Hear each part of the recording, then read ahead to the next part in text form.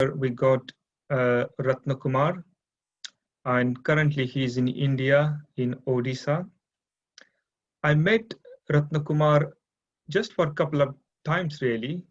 Haven't spent much time with Ratna Kumar, but he made really deep impression on me.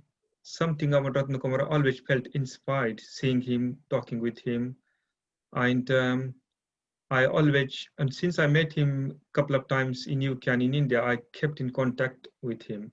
So I'm really pleased actually Ratna Kumar is with us. So little bit about Ratna Kumar. So he was born in Odisha, but he went to Nagaloka in 2005, where Buddhist training was offered to people from different states in Nagpur. So he went there, that was his first contact. And then he became Mitra in 2006. He was ordained in 2011, June 2011. Um, then he started to support Subhuti. He was working with Subhuti since 2016 until 2020. And currently he's doing PhD in sociology in Odisha. He's one of our youngest, bright, inspiring Indian Order member, I would say. He's extremely hard worker. He's extremely hard worker. You don't have any clue how hard worker he is. On Wednesday night, he was giving like three different talks. He gave he led a session, training session for Nagaloka Institute. He led something for his local Sangha. And then in the evening, he was doing something with LBC Sangha. And that was like until 2 o'clock in the night in India.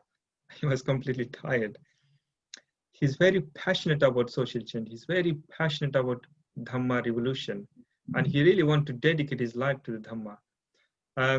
I can go on and on about Ratna Kumar. I'm just so pleased actually he's here today to give us talk. And he's going to talk about Dr. Ambedkar's approach to Buddhism for social transformation. So big welcome, Ratna Kumar. I know you've been a bit ill last couple of days. You've been tired, but really pleased you are here, and you warm welcome, Ratna Kumar. Welcome. Thank you. So over to you. Yes, thank you, Sanganath, and thank you to all of you who are here. And thank you to the Cambridge Sangha who gave me this opportunity to share my views on Dr. Ambedkar and share my experience with Dr. Ambedkar, we can say. Uh, I will start with that Buddha made a Dhamma revolution in Sarnath, Bodh Gaya, and he turned the wheel of the Dhamma and uh, uplifted the suffering humanity. And after that, Emperor Asoka, who embraced Buddhism, gave off the sword and propagated Buddhism throughout Asia. So and after that, Dr. Ambedkar embraced Buddhism in 1956. And the day was that when Samrat Asoka converted to Buddhism and chose the way of peace and chose the way of karuna, compassion. So on that very day, means that is not the calendar day of 14th October, that is actually the Asoka Dhamma Vijayadasami, means that is the turning of the wheel of the Dhamma of Samrat Asoka. And then Dr. Ambedkar, again in the modern time, he turned the wheel of the Dhamma and uh, yes, and uplifted the downtrodden people in India. So yes, I'm happy to say that I am belongs to that downtrodden community who suffered a lot from the caste oppression, from this Brahminical hegemony. So this is actually the day, and the day will be on 25th of October. So the exact day when Samrat Asoka was converted to Buddhism, and Dr. Ambedkar, after 2,500 years after he converted to Buddhism and uh, uh, alived the Dhamma in its birthplace, we can say. So just my previous speaker, Bina, shared about the caste and its impact on in Indian society. So I will just like to share about Dr. Ambedkar's vision on caste and how he looked into that. So I will just mention few things that he analyzed caste and he gave a presentation in Columbia University in the name of the caste in India, its genesis, mechanism, and development. And in that lecture, he mentioned that caste is graded inequality and it is a notion of mind. And Subhuti always says that what mind can do, mind can undo. So the caste is a notion of mind, as Dr. Ambedkar says. And in 1935, before his conversion, he declared that though I was born uh, in a Hindu, born as a Hindu, but I won't die as a Hindu. And in 1936, means a few months later, he gave one lecture, and in that lecture, he mentioned that those who are marginalized, those who are oppressed from this Brahminical tyranny, so they need to get three powers. One is manpower, means the united, a unity of the people, then the wealth power, and then third is the mind power. So in that mind power, he mentioned that the freedom of mind is the real existence, real proof of one's existence. And he mentioned that whose mind is not free, though he is alive, is dead. So this is very strong, and that appeals to me because I came in contact with Dr. Ambedkar's thoughts in 1999 when I was in ninth standard. So at the time uh, I heard about him and his struggle. So that's inspired me that, oh, this is a great man who has changed the life of many people, thousands of people in India, those who are uh, still struggling in this land of India to get freedom from this caste and the hell of caste. So, uh, so, and he mentioned that a man who to whom I can say free.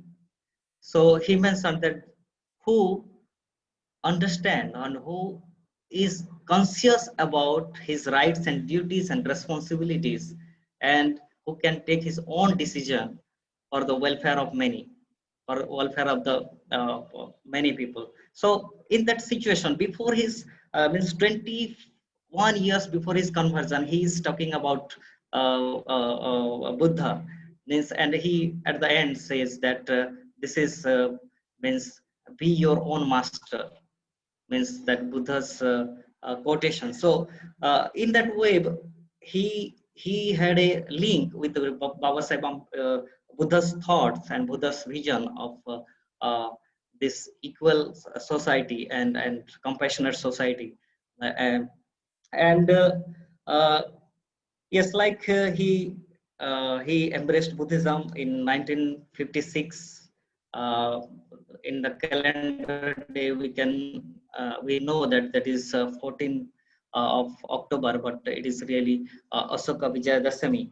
And one of his talk, he mentioned that I embraced Buddhism because it teaches three principles, that is prajna, karuna, and equality. So that is really interesting that he is embraced Buddhism due to its core principle. And one of his talk in 1950, he mentioned that the religion should be based on morality, religion, and uh, the man should be the center point of a religion, which is acceptable to human being. And uh, the foundation of a religion should be based on three principles, that is liberty, equality, and fraternity. And the religion shouldn't promote poverty. So I thought that this is the way, and this is the principle which can transform the society, which can liberate the people, because the principles or the theory which is based on inequality will always exploitative in nature, whether that is caste, race, gender, or anything else. So that's why Dr. Ambedkar mentioned in various places that the freedom of mind is the real proof of one's existence. And uh, uh, and during this 1936 talk, he says that religion is for man, man is not for religion. I mean, that is clearly indicate that uh, he is inclined towards a religion of principles, not to the religion of rules.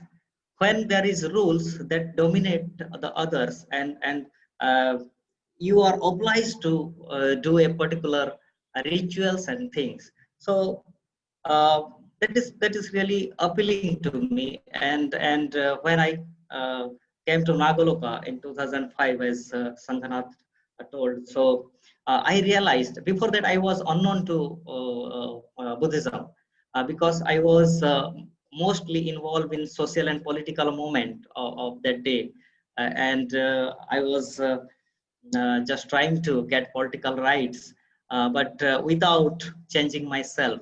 So in Buddha and his Dhamma, written by Dr. Ambedkar, and he wrote the preface in 1956, the last night of his life, and in that chapter, he has written that what is the function of sadhamma, and he says the function of sadhamma is to cleanse the minds of its impurities. And the second point he mentioned that to the function of sadhamma is to make this world the kingdom of righteousness. And that is very much means pertinent to realize that how dhamma is for changing self and changing the world. And Bhante mentioned that transforming self and the world. So means just our practice and just our practice of Buddhism is not confined to ourselves only, because whatever is happening around the world is affecting us. Like Sanghanath mentioned about the gang rape in India, and the number is increasing now.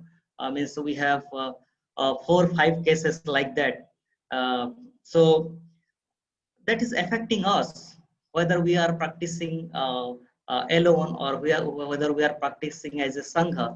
But the incident or the injustice happening around the world, in the surrounding, that is affecting us. So that's why Dr. Ambedkar says that the function of sadhama is to cleanse the minds of its impurities, and to uh, make this world kingdom of righteousness. Means that can be the we can get the liberation. And uh, so in this way, we can see how Dr. Ambedkar's approach to religion is transformative in nature. So in the Sadhama section, again he mentioned about most important things.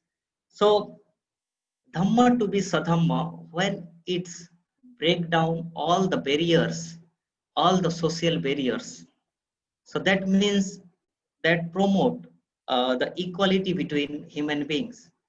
And once he mentions that morality is, or the suffering, we can say the suffering, uh, human beings are sufferer due to the inhuman behavior of man with another man. So when we behave means unethically, means against the precepts, that affects the others, that harm to the others. And I think we don't like We don't like that someone behave with us unskillfully. So Dr. Ambedkar, in a social sense, put this ethics in his own words, and I think that is very relevant.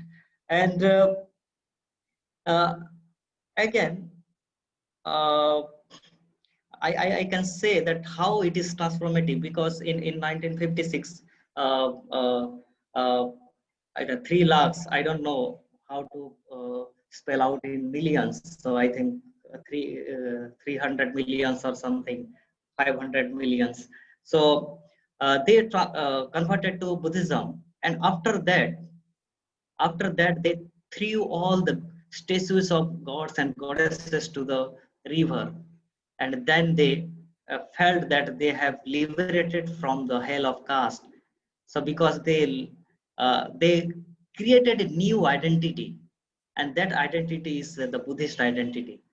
And I think that is very very much uh, appealing, and that is very very important, because I sometimes realized that though I am from a scheduled caste, the Dalit community, but when I took my Mitra Diksha, then I realized that yes, I become a Buddhist, and I have a different identity than caste.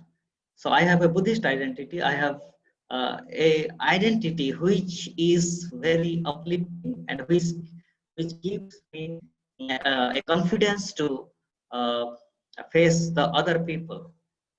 And actually, I would like to mention here that before means I am the first graduate in my family, and before that my brothers and all, they didn't have good education, and because of Dr. Ambedkar in his moment, I realized that how education is important. And then I thought that this freedom of mind and the confidence in mind is actually the liberating force for many people, whether they are poor, but they have confidence and they have enthusiasm to uplift their self.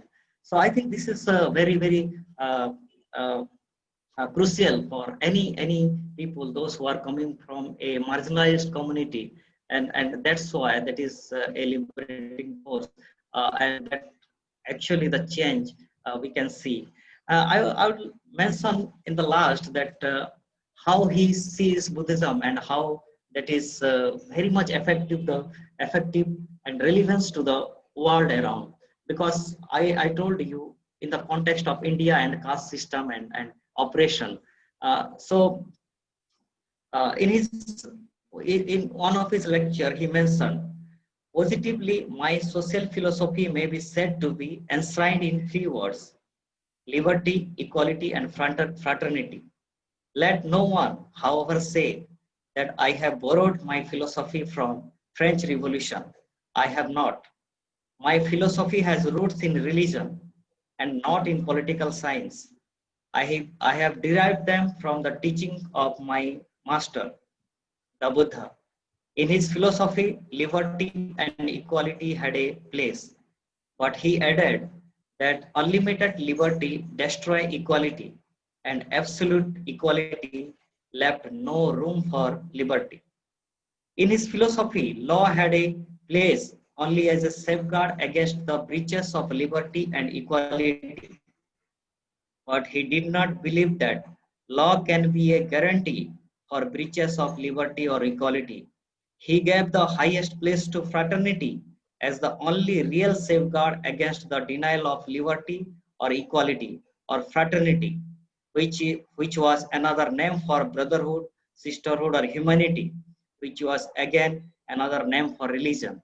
So in this context, he actually says that metta, fraternity, that is metta, is the another name for religion. And in the history of the world philosophy, I think Buddha was the first person who gave the philosophy of metta, practice of metta to this world. And Dr. Ambedkar in 1956, he changed this India and gave a new message to the world that uh, a revolution can be brought out without bloodshed. So that is Dr. Ambedkar's Dhamma revolution. And that's why we, the people of India, those who are oppressed, those who are marginalized, are grateful to Dr. Ambedkar, as well as he revived this Dhamma in this modern world. And I think Sangharakshita also grateful to him, because he mentioned that Dr. Ambedkar's social aspect of Buddhism, I mean, he says that I brought the social aspect of Buddhism from Dr. Ambedkar. So I think we as a Sangha who are trying to uh, know Dr. Ambedkar, and we are just celebrating this day. So I am thankful and grateful to the Cambridge Sangha, and I would like to stop here and hear my talk. So thank you very much again. Jai Bhim, Namo Buddhaya.